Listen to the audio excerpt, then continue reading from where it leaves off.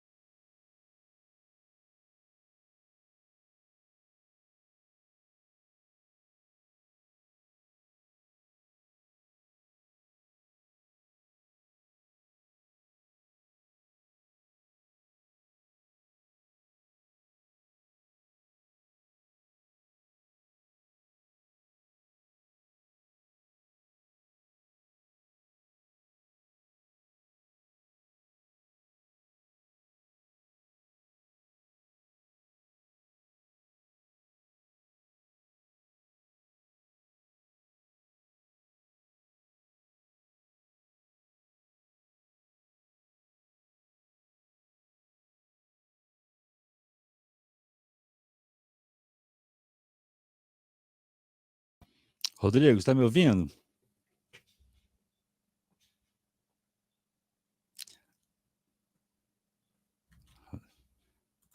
Só um minutinho, gente, que eu acho que ele caiu aqui. Só um minutinho, tá?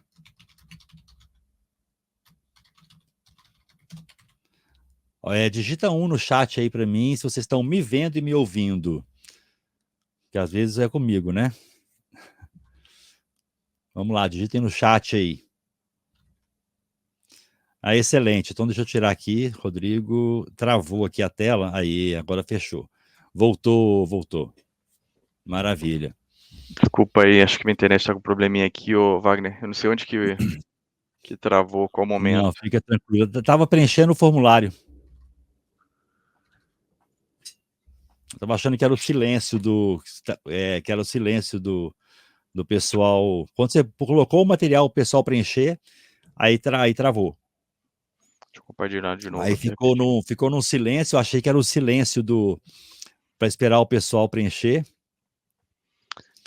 Eu também, na verdade foi até bom, caiu no momento certo. Isso.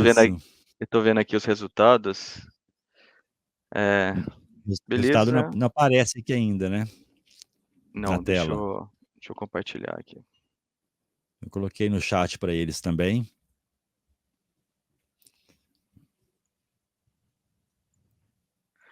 Então aqui, ó, Aí. a gente está vendo aqui que a maioria, 53%, existe um modelo, mas ele não é eficaz.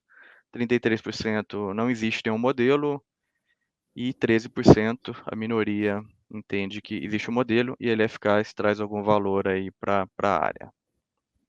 Excelente. Então vamos lá, vamos dar a continuidade. Então, antes de falar um pouquinho da experiência, eu vou trazer um pouquinho do contexto, aonde que eu estava naquele momento e por que que a gente procurou essa estratégia diferente.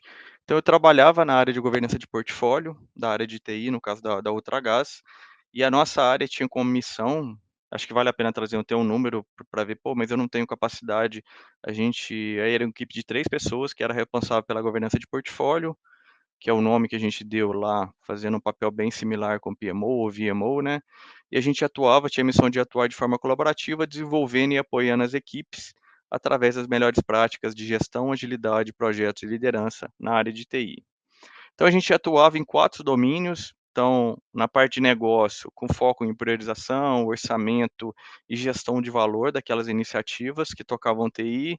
Na parte de cultura, capacitação, visando a evolução contínua aí do mindset de desenvolvimento de competências.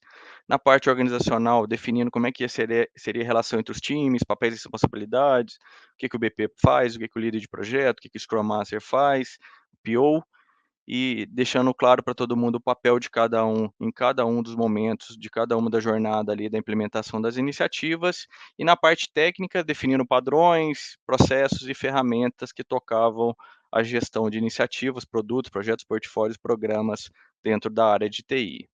E a gente começou uma jornada em 2021, o quê? Primeiro estruturando a área, consideramos ali o PMO Value Ring para para dar um embasamento, para dar um direcionamento de quais serviços seriam prestados para a área e evoluindo e de acordo também com a expectativa dos executivos. Depois a gente definiu o modelo de gestão, então antes tinha um modelo que era diversificado, cada área dentro da TI trabalhava de um jeito, a gente entendeu que fazia sentido a gente ter um direcionamento, pelo menos a nível macro ali, do modelo de gestão, para a gente conseguir apurar alguns indicadores e ter uma visão do todo do portfólio de TI. Depois que evoluiu a maturidade do modelo de gestão, por enquanto, utilizando ferramentas ali de mercado, a gente migrou para uma ferramenta que tinha uma capacidade maior, que foi o ServiceNow, que ela tinha uma visão end-to-end, então a gente saiu de um Frankenstein com várias ferramentas para uma ferramenta integrada que traz uma visão de end-to-end, e a ideia foi fazendo melhorias contínuas ali, evoluindo a maturidade das áreas, e a gente considerou o assessment do Gartner como referência para a gente fazer isso. Mas ao longo dessa jornada a gente sentia muita necessidade que a competências desenvolvidas não estavam trazendo resultados na prática ali no dia a dia da implementação dos projetos. Então os problemas aconteciam repetidamente, a gente fazia alguns treinamentos, alguma capacitação, mas o resultado não era atendido lá na ponta, realmente lá no relacionamento com com o cliente, com o negócio e no resultado final lá da iniciativa na entrega de valor. E aí, anualmente, a gente sentava e aí usava algum método ali para entender qual que era o retrato daquele momento, o que que a gente precisava atacar e melhorar. E aí, em 2023, a gente usou o IT Score for Program Portfolio Management do Gartner como uma referência. Então, a gente fez uma avaliação interna para identificar quais são os pontos que a gente precisava melhorar ali naquele próximo ano ali ou nos próximos trimestres. E ele gerou esse resultado, aonde a gente viu aqui que em quarto estava a parte de desenvolvimento de competências e skills, que realmente não estava trazendo o resultado esperado. A gente já tinha definido o modelo, trabalhado muito foco em pessoas, a parte de ferramentas, mas existiam problemas que eram recorrentes e a gente não conseguia resolver.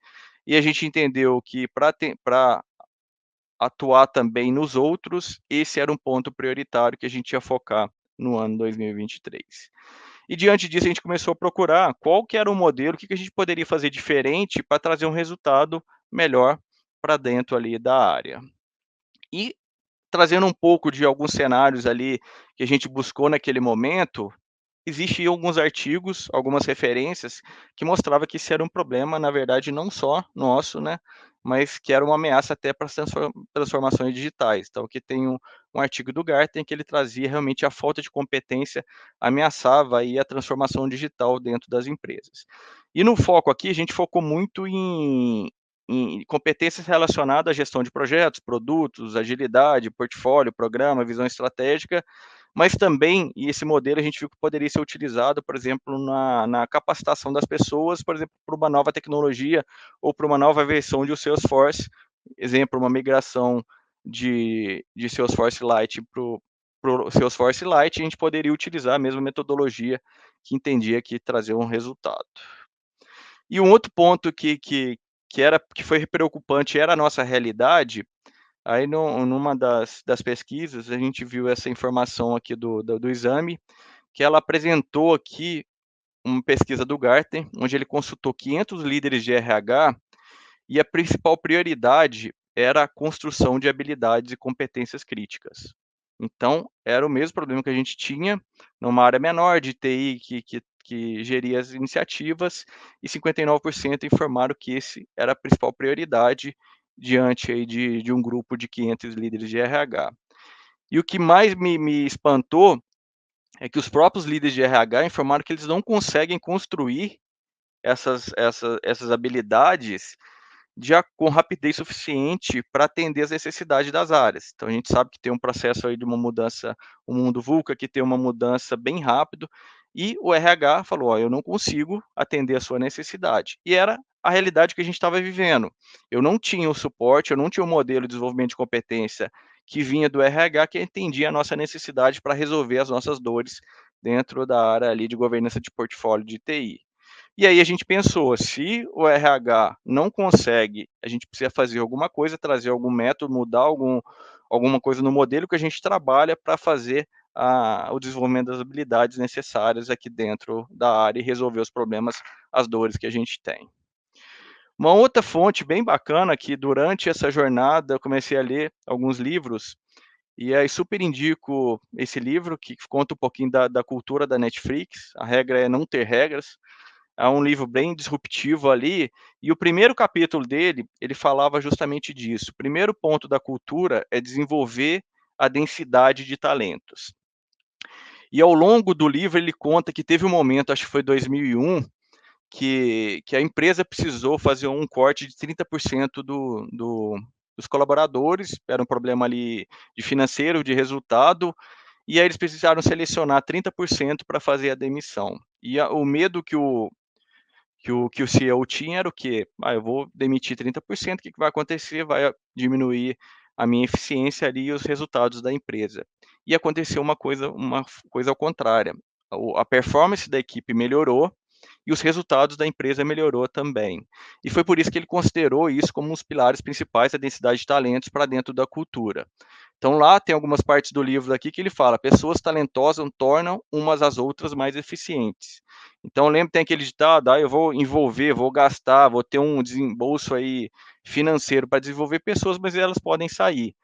E aqui eles provaram isso, até no livro ele traz uma outra pesquisa que foi feita na Austrália que comprova isso. Então aqui ele até comenta, se você tem integrantes com desempenho razoável, isso vai afetar o desempenho das pessoas que são consideradas excelentes. Então eu tenho que desenvolver ou fazer um processo de demissão ali das pessoas que não estão com desempenho aquém o que a gente espera ali para a equipe. Então é super importante eu ter pessoas ali com desempenho alto para que elas estimulem as outras a alcançar um resultado melhor. Então se reforçou mais que o principal ponto que a gente precisava trabalhar era desenvolver as competências para quê? Para subir a régua daquelas pessoas que estavam no nível razoável para não atrapalhar o desempenho do restante da equipe. Por exemplo, eu vou ter muito problema, eu vou ter que consumir mais tempo do gestor ali para acompanhar, e o próprio tempo do PMO, a gente ficava muito apagando o fogo e não trabalhando em pontos que poderiam ser melhoria contínua ali dentro do processo. E diante disso, a gente começou a pensar, o que a gente pode fazer de diferente, como é que a gente pode desenvolver novas habilidades nas equipes, mas sair do tradicional, com foco muito de fonte de conhecimento, né? Ali ir lá passar conhecimento, ir lá dar um treinamento, apresentar, mas a gente não via resultado nenhum lá no dia a dia do projeto, ou lá no relacionamento com o cliente, com o negócio, ou com a própria equipe. E aí a gente buscou algumas pessoas ali que eu conhecia, até um conhecido aí da área de projeto, vou falar um pouquinho aqui do método dele, o Paulo de Tarso, da empresa Maestria, e a gente falou, a gente precisa trazer uma empresa e a gente criou um projeto. Então foi feito todo um combinado, então isso virou um projeto dentro da companhia, dentro da área de TI especificamente, né, que a gente conduziu de forma, no primeiro momento, independente da área de RH, porque existia essa necessidade, o RH também não conseguia atender e não tinha tempo ali, não tinha recurso suficiente para acompanhar.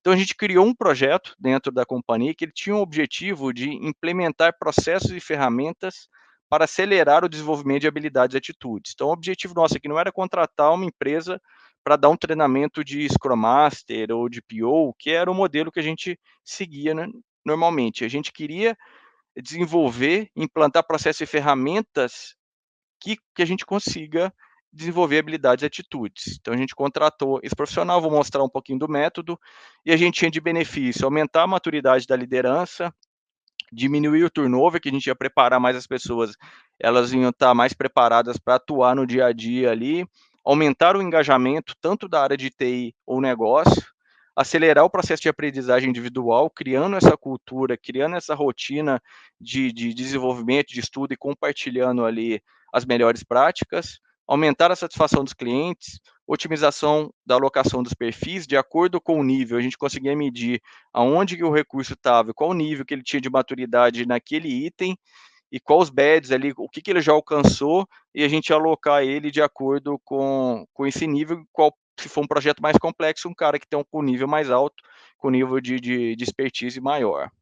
Alinhar os comportamentos e atitudes com a cultura, então, deixar bem claro para todo mundo o que a gente esperava de cada um com relação aos comportamentos e como é que isso conectava com a cultura da empresa e dar uma paz no coração ali para a liderança e gestão. Então, se a gente prepara as pessoas, a gente vai usar menos ali dessa gestão para resolver problemas ou problemas que vão vir escalonado de outras diretorias, de outras áreas, porque a gente não está conseguindo fazer a gestão eficiente ali das iniciativas da área de TI. E um ponto importante é trazer um nivelamento sobre a taxonomia das habilidades. Então, a gente considerou como referência o IPMA, que ele tem 3 viés aqui, né? Um foco de habilidades focado em pessoas, por exemplo, comunicação pessoal, engajamento, relacionamento. Um viés técnico, que é técnico mesmo, escopo, requisitos, riscos, e um viés estratégico, como, por exemplo, visão estratégica, governança, estrutura e processo. Então, a gente trouxe, através da referência do IPMA, o que seria comunicação pessoal, quais são os indicadores que a gente vai trabalhar, qual que é o objetivo para trabalhar ali. Então, gerou um nivelamento entre todos sobre a taxonomia de habilidades. Outro ponto aqui, uma referência, não sei se todo mundo conhece, a pirâmide de aprendizagem, ele mostra como que é a forma de transmissão de conhecimento e o índice de retenção. Então a gente via que trabalhava muito com o quê? Fazer uma palestra, fazer um evento ali de 15 em 15 dias, ou compartilhar um documento, ou compartilhar um vídeo, ou fazer uma demonstração, e a gente viu que o foco era o quê?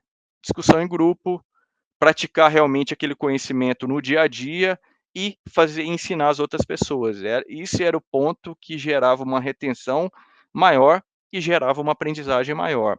Então esse foi um ponto também que a gente precisava procurar um método focado aqui nesses 3 pontos aqui, que traria uma retenção e consequentemente gerar uma aprendizagem maior e gerar um resultado melhor para o dia a dia das atividades.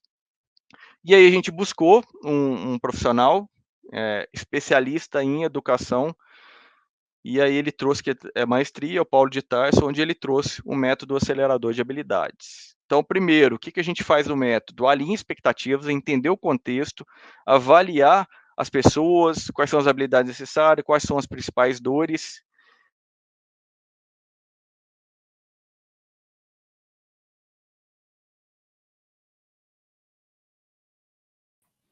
Vamos lá, deu mais uma caidinha aqui, gente, só um minutinho, que eu vou chamar ele aqui, só um minutinho. Vamos lá. Digita 1 aí, estão me ouvindo e me vendo bem. Digita aí, vamos lá. Digita 1. Digita 1. Novamente, né? Enquanto isso, eu vou aqui compartilhar com vocês. Vamos lá, Wagner, deixa eu... Oi, tá me ouvindo? caiu de novo aqui, desculpa aí. Caiu, mas voltou. Ah, bacana. Já, o pessoal já... Aí, já voltou, funcionou normal. Vou tirar minha câmera aqui, vou ver se ajuda um pouco aqui. Vamos lá. Tá escutando? Pode seguir? Pode seguir, eu vou deixar só o slide na tela grandão pro pessoal, bom que ele fica maior. Aí quando a gente voltar para perguntas, aí eu tiro, a gente coloca a câmera de novo. Beleza. Então, continuando aqui, pessoal, primeiro, no método, eu tenho que alinhar, entender o contexto, e isso a gente faz através de entrevistas junto com os gestores, junto com o próprio grupo ali que vai participar do processo de aprendizagem, e a gente define ali os desafios que vão ser enfrentados ao longo dessa jornada.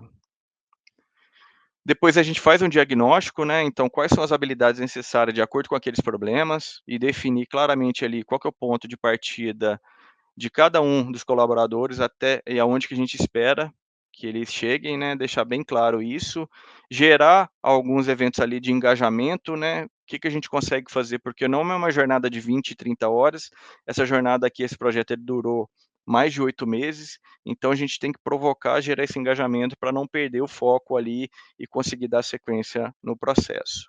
E definir trilhas de aprendizagem. Então, aqui, o foco é a gente ser muito mais curador, ser muito mais uma ponte do conhecimento, criando trilhas, vou mostrar um pouquinho como é que a gente fez isso, para gerar o quê? Prática, reflexão, avaliação, muito focado naquela base ali da pirâmide, né? Então, vai ter a parte de teoria, mas eles vão fazer de forma individual, cada um faz o seu, entende, depois a gente gera alguns eventos para praticar e depois a gente vê aquilo ali sendo executado dentro do dia a dia e a gente vai avaliar os 3 níveis, tanto o nível ali de fundamentos até o nível de especialista que realmente a pessoa está praticando aquilo dentro das iniciativas, dentro do dia a dia e celebrar as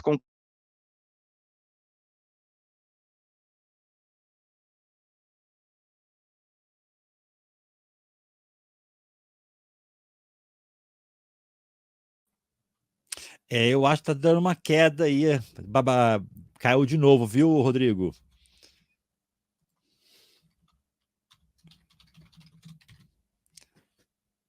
Rodrigo, me escuta, me escuta.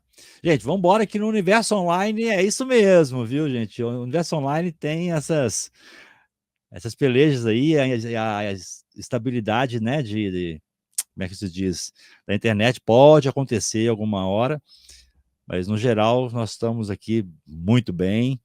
Já já ele volta, vamos finalizar aí essa parte da manhã, tá? Só um minutinho, só esperar ele ele retornar aqui. Enquanto isso, lembrando para vocês, tá? Os vídeos, as gravações vão ser disponibilizadas no final da sexta-feira, para ser mais exato. Por que que a gente não libera? O pessoal pergunta muito, né? Por que que a gente não libera os vídeos durante o congresso sendo realizado? Para prestigiar, dar, né, a preferência para as pessoas assistirem o ao vivo, tá? Então, na sexta-feira, a gente começa a colocar os vídeos para vocês nessa mesma área de membros. Não vai ter mais o botão de plenária, né? Mas vai ter ali o botão clicável, lá tá com um cadeadinho, vai aparecer o botão clicável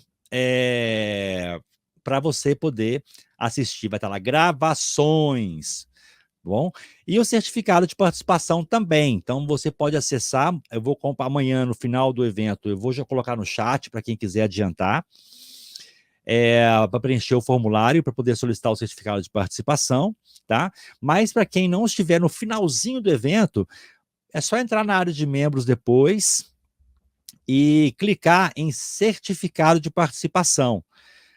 É um botão que já está lá na área principal, na área de membros, mas não está clicável ainda, tá? E o certificado, né? Para receber o certificado, você tem que preencher esse formulário. É uma pesquisa de satisfação que tem 2 objetivos. O primeiro deles é você corrigir o seu nome, colocar o seu nome da forma que você quer que ele saia no certificado, beleza?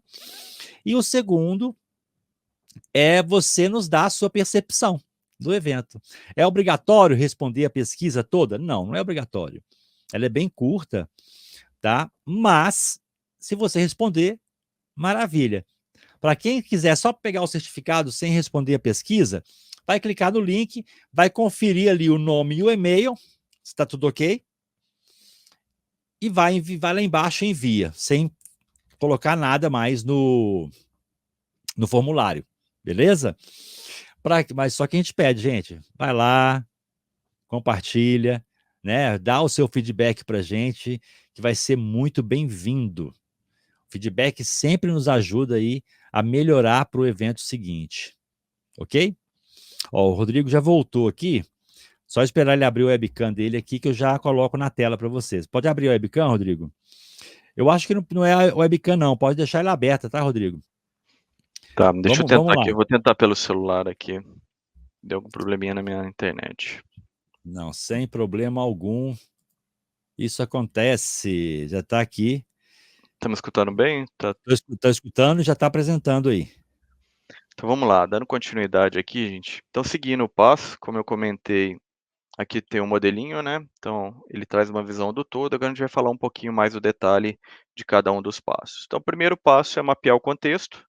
Então definir aí quem são os participantes, avaliar quais são as limitações ali do contexto, e definir que habilidades, atitudes e conhecimentos devem ser desenvolvido de acordo com aquele contexto. Então isso é super importante. Então não tem uma receita de bolo para cada um, para cada momento, para cada tipo de perfil, para cada necessidade ali, a gente vai criar uma, uma avaliação e vai definir qual que é o modelo ali para cada um. Então não tem uma regra única para todo momento. E aqui no nosso exemplo, por exemplo, a gente criou uma trilha, então o foco era capacitar os líderes de projetos, e a gente definiu que naquele momento a gente ia trabalhar 8 habilidades aqui. Então, governança, estrutura e processos, cultura e valores, visão estratégica, liderança. Então, esse foi o foco inicial da trilha do líder de projeto. Então, ele vai percorrer e a gente definiu 3 níveis de avaliação. Então, o nível fundamentos, vou mostrar um pouquinho mais de detalhe, proficiência e especialista. Então, foi conduzida uma trilha, foi definida uma trilha que ele tem que percorrer para ele chegar no topo e a gente entender que essas capacidades aqui que foram trabalhadas vai preparar e vai trazer um resultado melhor ali para a gestão de iniciativas dentro da área. O segundo passo, definir os objetivos. Então, para cada habilidade, a gente tem que ter uma clareza. Para os 3 níveis que eu comentei, iniciante, que o foco é memorizar e compreender, que seria ali uma leitura de material, né? O intermediário é realmente aplicar aquilo ali e fazer uma análise crítica da parte da habilidade de visão estratégica, e o avançado, ele conseguir até criar, né? Avaliar e criar ali, por exemplo, determinar, avaliar e rever os fatores críticos de sucesso. Então, isso é feito para cada uma daquelas habilidades e apresentado para as pessoas que estão participando do processo para ter clareza do que ele precisa, qual que é o objetivo que ele precisa alcançar nos 3 níveis aqui para ele alcançar o badge máximo lá aí, que seria a parte de especialista. Diante disso, a gente define estratégia de avaliação. Então, o que que é isso? Por exemplo, para a parte de fundamentos, o foco é muito o quê? É ter o conhecimento daquilo ali, né? Mas só o conhecimento não é suficiente, né? Ele não vai conseguir colocar isso em prática depois no dia a dia do trabalho dele. Então, a gente definiu 3 BEDs. Um, que era a parte de conhecimento, onde que ele vai acessar materiais, e aí ele completando um quiz ali, uma avaliação, ele recebe o badge de fundamentos. O outro é focado em habilidade, então ele participar dos encontros aqui, executar atividades práticas, ele apresenta o resultado em trabalho grupo e a gente avalia essas atividades durante as atividades em grupos e apresenta para ele, fornece para ele o badge proficiente. E o último, que é o mais importante que a gente buscava, era não adianta ele ter o conhecimento, fazer atividades em grupos ou participar de dinâmicas, se não está refletindo, que era a nossa principal dor, não está refletindo o dia a dia ali, ele não está atualizando, ele não está fazendo uma comunicação eficiente com a equipe de projeto, não está exercendo um papel de liderança e está gerando os problemas, a gente não conseguir resolver os problemas. Então, o último é ele aplicar tudo isso que foi apresentado, que ele praticou numa atividade em grupo menor, ele colocar isso em prática no dia a dia do trabalho. E como é que a gente ia avaliar isso? Através de avaliações dos gestores, para ver se realmente ele melhorou ali e está conseguindo exercer, aplicar aquelas atividades no dia a dia e através de alguns indicadores, que eu vou mostrar para vocês que a gente tirava de forma automática, que estavam vinculados à cultura da empresa para a gente oferecer para ele fornecer para ele o badge especialista. E além disso, ele tinha que replicar o conhecimento. Então a gente obrigava não, era um item do processo que ele tinha que replicar todo o conhecimento adquirido ao longo dessa jornada para a equipe, para a própria área de negócio.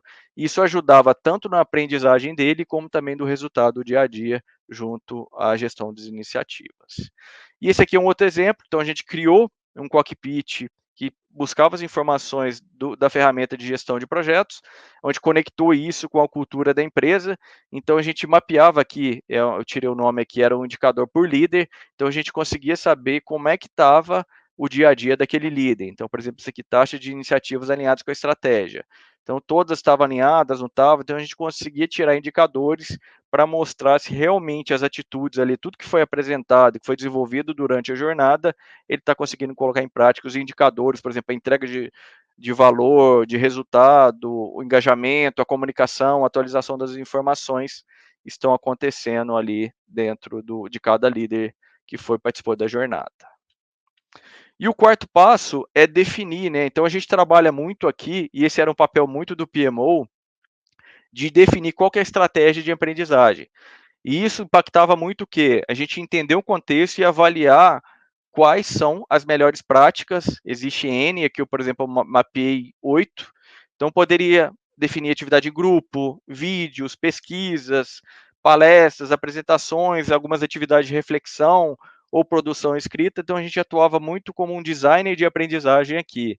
Então, a gente sentava o grupo do PMO na construção da trilha, de acordo com as habilidades e objetivos, a gente fazia a trilha considerando cada estratégia e de acordo também com o perfil do público. Se um público era o foco muito, ele gostava muito de ver vídeo ou de ler, então a gente apresentava para cada semana ou para cada quinzena uma jornada aqui de atividades que ele teria que fazer ao longo da trilha. E aqui um exemplo. Então, aqui, só para vocês terem uma ideia como é que a gente construía isso. Opa! Deixa eu dar um start aqui no vídeo. Então a gente criou no Miro, então a gente definia semanalmente ou quinzenalmente, de acordo com a necessidade, o que o líder, qual que é o percurso que ele teria que fazer dentro da trilha. E aqui que entra aquele design de aprendizagem, né? Então, na primeira semana, a gente trabalhava muito com curadoria, a gente não criava nada novo, a gente buscava o que tinha disponível no mercado, como por exemplo aqui um podcast do Ricardo Vargas, ou pegava um vídeo ou algum material, ou no máximo a gente criava algum e-book com algum resumo ali, uma coisa mais compacta, e trazia para dentro dessa trilha. Então a gente desenvolvia toda a jornada que o líder tinha que fazer, desde o momento lá de fundamentos, e a gente ia acompanhando, avaliando até a execução ali, acompanhamento no dia a dia, para ver se aquilo ali que foi passado durante a jornada refletiu no dia a dia das atividades dele. E para isso foi criado também, a gente chamou aqui de Agile Learning Culture, que a gente agregou a parte do Scrum junto com o método acelerador de habilidades. Então a gente definiu alguns eventos, então tinha um kickoff inicial ali, depois a gente mapeava o contexto e definia estratégia e storyline, que eu acabei de mostrar. As pessoas executavam atividades em grupos, então a gente definiu 2 semanas para cada competência ali, para cada habilidade que a gente ia trabalhar. Tinha os encontros do grupo, todo final de encontro a gente fazia um review, uma retrospectiva para ver o que foi bom, o que foi ruim. Então a gente pegava um feedback ali de todos que estavam participando e usava aquilo ali para fazer o planejamento da próxima sprint. Então a gente criava um conjunto ali de habilidades, ia gerando um MVP, ia fazer um incremento para cada uma daquelas habilidades até a gente fechar a trilha, por exemplo, a trilha de gestão de projetos. Mas a ideia é construir isso para perfis diferentes. Então, gerente de projeto 1, para PO outro, para PMO outro, para negócio outro, a gente criar de acordo com a necessidade e criou os eventos aqui, o framework aqui para a gente acompanhar como é que a gente ia implementar isso e como é que a gente trazer isso para o dia a dia da área, né? E aqui, para vocês terem uma ideia, isso aqui é uma outra uma coisa mais recente. Então, esse era o planejamento que a gente faz. Isso aqui não era o projeto aqui, era um projeto agora que a gente está trabalhando, na verdade, está na fase inicial ali da gente entender. Então, a gente mapeia e define mês a mês. Nesse caso aqui, a gente vai trabalhar em vez de quinzenal, mensal. Então, tem as atividades, por exemplo, desenvolvimento de trilha, ele é feito ao longo da jornada, então não vou criar nada de uma vez, eu vou fazer de acordo com o planejamento daquela sprint. E vou usar a retrospectiva aqui para ver o que eu posso melhorar para a próxima e pegar o contexto para ver, por exemplo, um problema que está acontecendo no dia a dia ali, eu posso trazer para a trilha do próximo para resolver, pegar coisas mais reais e não fictícias ali, trazer o dia a dia da área para dentro do desenvolvimento. E aqui é uma jornada que a gente vai fazer semanalmente, diariamente, por alguns meses. Então, criando um tempo necessário, uma alocação dos recursos ali para fazer aquela atividade ao longo do dia aqui, ao longo da semana, ao longo dos meses dentro da área. E alguns números, só para ter uma ideia, então, a gente trabalhou 9 competências e habilidades. A gente está falando, como eu comentei, praticamente eram 2 pessoas focadas nisso, além das outras atividades da governança de portfólio, mas foi uma prioridade que foi definida, né? Então, a gente atuou com 23 participantes, a gente gerou mais de 72 conteúdos e fazendo muito mais curadoria, buscando as informações e consolidando e fazendo uma ponte ali para qual trilha que cada um precisa seguir, o que ele precisa fazer para desenvolver mais de 33 eventos virtuais e presenciais, mais de 107 avaliações, que gerou um NPS super alto ali da avaliação dos participantes, acima de 95, e o que a gente buscava, né? Trouxe uma avaliação super positiva também na execução dos projetos. Então, isso aqui era uma avaliação que os clientes faziam das entregas que eram realizadas pela área de TI, e a gente viu um avanço, um aumento aqui da satisfação com relação às entregas, o impacto que aquelas entregas estavam fazendo para a vida das pessoas. Então, realmente refletiu ali o que a gente esperava do trabalho, que era o resultado no dia a dia, na execução das atividades, e não ficar dentro ali só de um conteúdo ou de uma atividade em grupo. E aí, o que seria, né, essa cultura de aprendizagem? Então, resumindo, realmente entender, ter uma clareza do contexto ali do negócio das pessoas é fundamental para gerar esse trabalho, né? Definir os objetivos de desenvolvimento, quais são as habilidades que vão ser trabalhadas de acordo com o contexto e as pessoas. Existir espaço de aprendizagem na jornada de trabalho, então já era definida, era a cultura, existia eventos ali para troca, então semanalmente a gente tinha aquele horário, era 2 horas definidos para isso, e também tinha um tempo que cada um tinha que fazer sua atividade de forma individual ou atividade em grupo. Isso gerou muito aprendizado social, então muita troca. Então, antigamente eram áreas mais isoladas. A partir do momento que a gente trouxe todo mundo para essa jornada, para essa troca, começou as pessoas, de forma assim, espontânea, ter uma troca ali de conhecimento de melhores práticas. Então, quando um líder estava com alguma dificuldade, ele não tinha, por exemplo, contato com uma área de aplicativos, ele era muito focado em ERP, mas aí acabava que começava a contribuir um com o outro, ele nem procurava mais o PMO, ele procurava o outro parceiro que ele fez uma atividade em grupo, que ele viu uma melhor prática ali que ele poderia usar para o dia a dia do projeto dele. E no meu entendimento, acho que a figura ali, a área do PMO, VMO, ela é o TMO, né, tem algumas nomenclaturas aí, ele tem muito esse papel, né, então de ser uma fonte de fonte para ponte do conhecimento. Então não é o Rodrigo ou fulano tal que vai ali ficar, palestrando, né, então a ideia é a gente criar esse caminho, realmente fazer guiar, inspirar, apoiar as pessoas, os líderes ali, as pessoas, para conduzir uma jornada e a gente avaliando se realmente aquilo está acontecendo e acompanhando se isso está refletindo no dia a dia dos resultados da área, né. Então quem quiser saber um pouquinho mais, aqui eu deixo o meu site, tem um pouco mais de detalhe, quem quiser trocar uma experiência, entrar um pouco mais no detalhe, desculpa aí se atrapalhou um pouquinho o tempo aí com problema de conexão, mas esse era o recado que eu queria passar, e foi um modelo que a gente construiu e que trouxe um resultado bem significativo ali. Dá um pouco mais de trabalho, tem toda uma jornada ali de fazer isso semanalmente, é uma atividade que vai virar uma rotina dentro da área, mas trouxe um resultado bem expressivo ali, tanto para os colaboradores quanto também para as áreas, para o resultado, para o negócio como um todo.